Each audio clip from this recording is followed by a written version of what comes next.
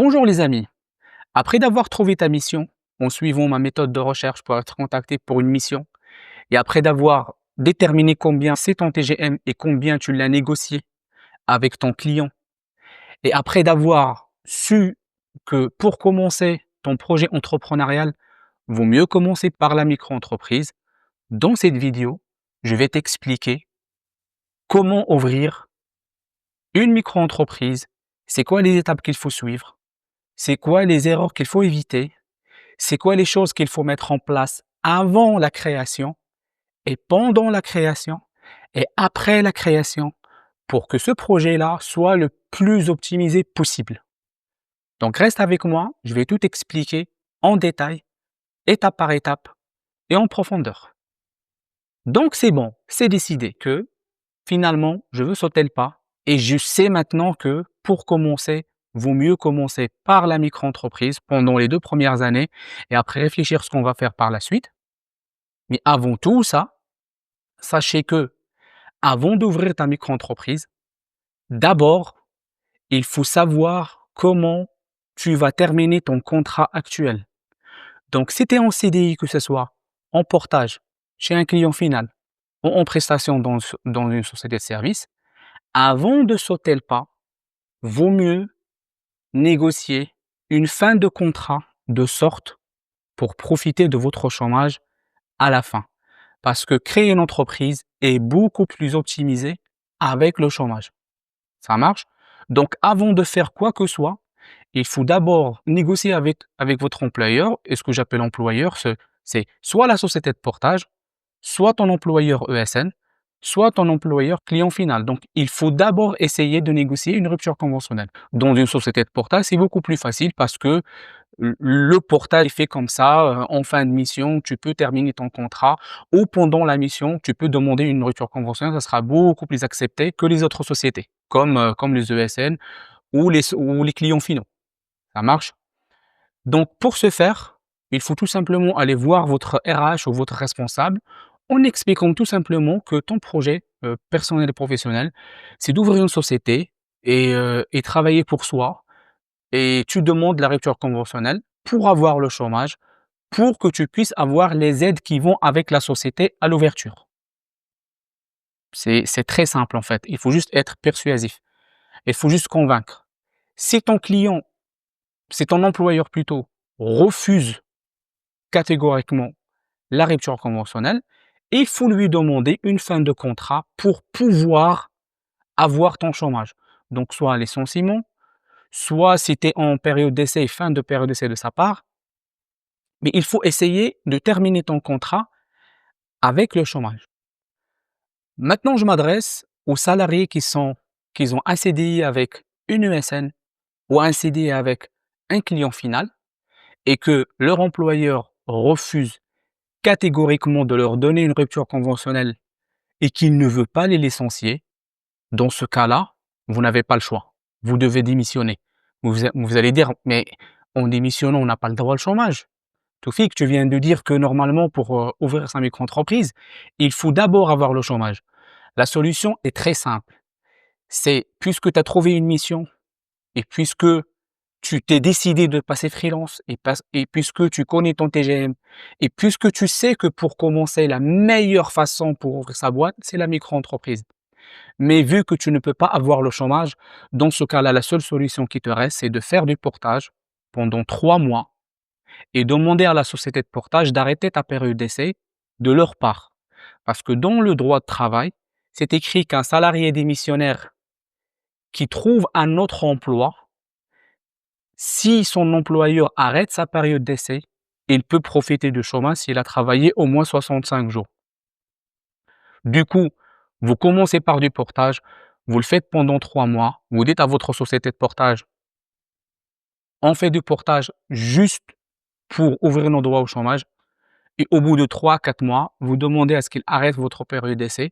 Donc, il suffit de commencer votre mission en portage, de demander à la société de portage d'arrêter votre période d'essai au bout de 3 4 mois. Et comme ça, vous allez ouvrir vos droits au chômage et vous pouvez ouvrir votre société en micro-entreprise juste après en ayant le chômage. Maintenant, il faut savoir pourquoi il faut faire tout ça. Parce que vaut mieux ouvrir une micro-entreprise avec un atout majeur qui s'appelle l'ACRE. L'ACRE, c'est aide aux créateurs et repreneurs d'entreprises. Cette ACRE, c'est l'URSSAF qui la donne et ça consiste à avoir une réduction de 50% des cotisations sociales que vous allez payer à l'URSSAF pendant une année. Bon, pendant une année. Ça, c'est ce qu'on dit. C'est pendant 3 trimestres plus le trimestre en cours. Donc, si vous ouvrez un début de trimestre, ça sera une année, ça sera 4 trimestres.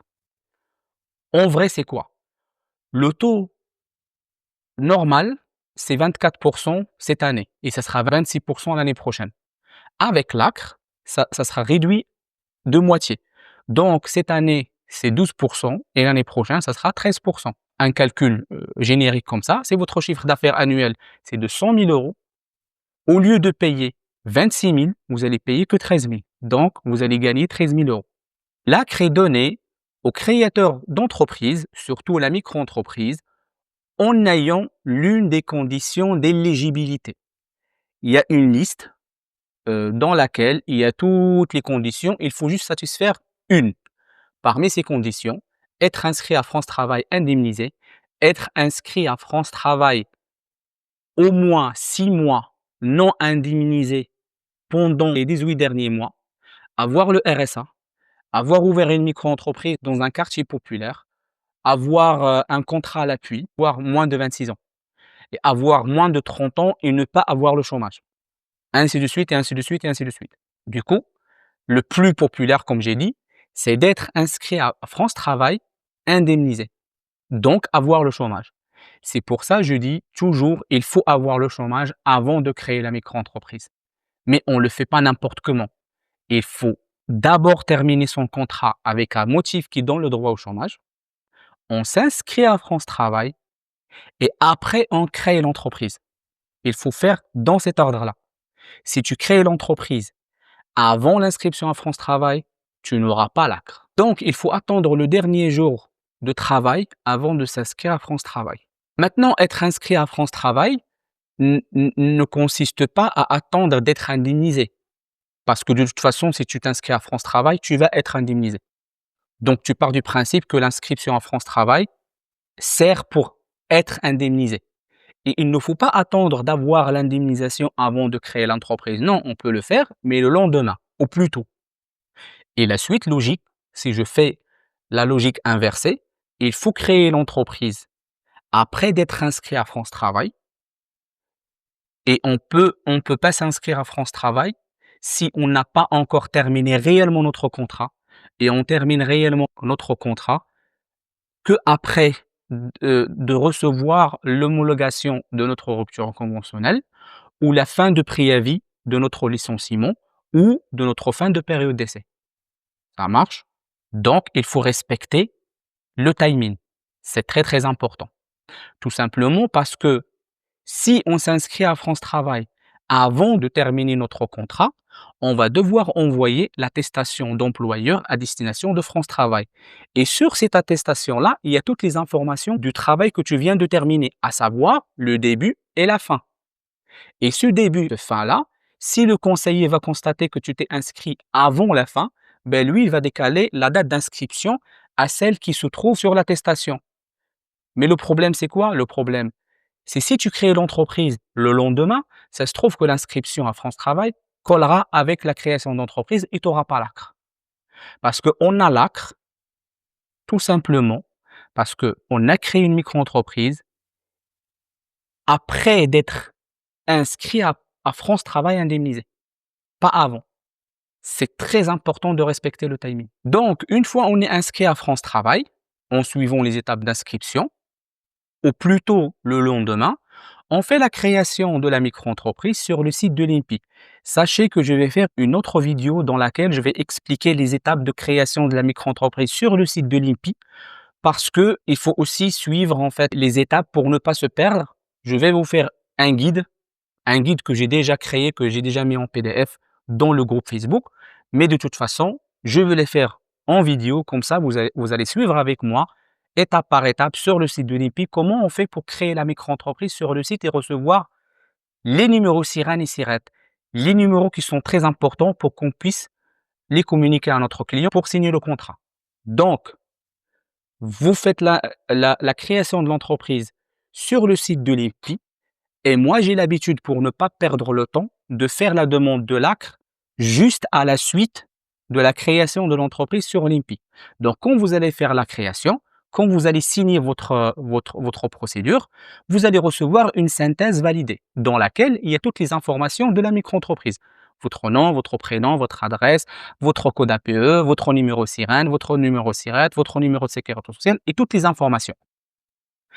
Vous allez sur le site de l'URSSAF et vous cherchez demande ACRE. Vous allez remplir un formulaire qui s'appelle formulaire de demande d'ACRE. Vous le remplissez. Vous vous rendez sur le site de l'URSSAF sur la catégorie ACRE et vous envoyez votre demande via les messageries de l'URSSAF. Il faut joindre la synthèse validée de l'INPI, le formulaire rempli et la confirmation d'inscription à France Travail que vous allez recevoir normalement juste après l'inscription à France Travail par mail. Comme ça, vous allez profiter de l'obtention de la synthèse pour ne pas perdre de temps pour demander l'ACRE. Pourquoi? Parce que l'URSSAF a jusqu'à 30 jours pour vous donner l'attestation, pour vous accorder l'ACRE. Pour ne pas attendre et perdre du temps, moi je le fais dès la création. Du coup, faites attention à ça et faites-le comme ça. Vous allez 30 jours. Je ne vous dis pas que l'URSSAF va te répondre en 30 jours. Non, je dis que 30 jours, c'est le délai maximum. Et si ça dépasse 30 jours, l'ACRE est considéré comme validé. Je connais plein de gens avec qui j'ai fait l'accompagnement qui ont reçu l'ACRE une semaine après, 2 semaines après, 2 jours après. D'accord? Et de toute façon, je vais faire une vidéo pour expliquer en détail c'est quoi l'ACRE, c'est quoi la démarche, c'est quoi les conditions, qu'est-ce qu'il faut faire, qu'est-ce qu'il ne faut pas faire, c'est quoi les délais. Du coup, après la création de votre micro-entreprise sur le site de l'INPI et la demande de l'ACRE, vous avez 2 choses à faire en parallèle. Vous avez la synthèse que vous devez communiquer à votre client pour que vous puissiez signer le contrat et commencer ta mission. D'accord? Et en parallèle, tu vas faire les démarches pour ta micro-entreprise. Sache que tu vas devoir créer un compte sur le site de l'URSSAF, auto-entrepreneur.com. Et tu vas devoir créer un compte sur le site des impôts pro. Et tu vas devoir télécharger l'avis de situation SIREN sur le site de l'INSEE. Maintenant, il faut se mettre en tête que l'INPI collecte tes informations de création et diffuse l'information à toutes ces institutions, à savoir l'INSEE, à savoir l'URSSAF et à savoir les impôts. Maintenant, le temps que ces institutions reçoivent l'information et te rajoutent dans leur base de données, il peut se passer plusieurs jours. Donc, je constate beaucoup de questions en ce sens-là pour dire « Ah oui, mais en fait, j'ai essayé de créer mon compte sur le site de l'URSSAF, mais j'y arrive pas. » C'est normal, parce que l'INPI n'a pas encore diffusé l'information et parce que l'URSSAF ne t'a pas encore créé un compte chez eux. Ça marche? Ce que je fais d'habitude, c'est qu'une semaine après la création, j'essaie d'ouvrir le compte sur le site de l'URSSAF. Si je reçois une pop-up rouge qui dit demande refusée, si vous venez de créer votre micro-entreprise sous 15 jours, il faut attendre. Je fais rien. Ça veut juste dire qu'ils ne t'ont pas encore ajouté dans leur base de données. Et si je reçois un message comme quoi il faut créer un mot de passe en cliquant sur le lien envoyé par mail, dans ce cas-là, je peux comprendre que le compte est créable, donc je peux le créer en se rendant sur ma boîte mail et cliquer sur le lien pour créer un mot de passe. Sachez que après la création de la micro-entreprise sur le site de l'INPI, vous pouvez recevoir une attestation d'affiliation à la sécurité sociale envoyée par l'URSSAF, dans lequel figure le numéro SIRET, par courrier. Vous pouvez le recevoir en quelques jours, comme vous pouvez le recevoir en une semaine ou deux. Si vous le recevez, sachez que juste l'URSSAF t'a rajouté dans sa base de données. Donc, vous pouvez créer le compte. Et de toute façon, en créant le compte, vous allez trouver dans la partie « Mes attestations ». Vous allez trouver l'attestation d'affiliation que vous allez recevoir par courrier. Si vous ne le recevez pas, c'est pas grave, vous allez le trouver sur le compte. Parce que beaucoup de gens disent: «Ah mais moi je ne l'ai pas reçu, donc est-ce que c'est normal?» Oui, c'est normal parce que des fois, c'est aléatoire, des fois on ne le reçoit pas. Mais quand tu vas créer le compte, tu vas le trouver dedans. Ce que je fais aussi, c'est une semaine après, j'essaye de télécharger mon attestation de ça s'appelle avis de situation sirène. Il faut juste se rendre sur une page web, écrire situation sirène ou avis de situation sirène. Vous cliquez sur le premier site où vous vous identifiez en mettant notre numéro sirène et il faut s'identifier avec France Connect et vous allez pouvoir télécharger votre avis de situation sirène en bas de la page en cliquant sur télécharger. C'est un document officiel de l'INSEE qui dit que tu as créé une micro-entreprise à telle date avec telles informations, nom, prénom, sirène, sirette, code APE, la description de ton activité et tout ça. Et en même temps, j'essaie de créer mon compte sur le site des impôts pro. Je le fais dès le début, comme je vous ai conseillé dans la vidéo de vrai du faux de la micro-entreprise. Moi, j'ai l'habitude de créer mon compte impôt pro dès le début et activer mon numéro de TVA dès le début et commencer à la facturer dès le début pour que je puisse la déduire de mes achats pro dès le début. Parce que c'est un travail que tu vas le faire, quoi qu'il arrive, tôt ou tard. Soit tu le fais dès maintenant, soit tu vas le faire d'ici 3 4 mois quand tu vas atteindre le seuil de 42 000 de chiffre d'affaires.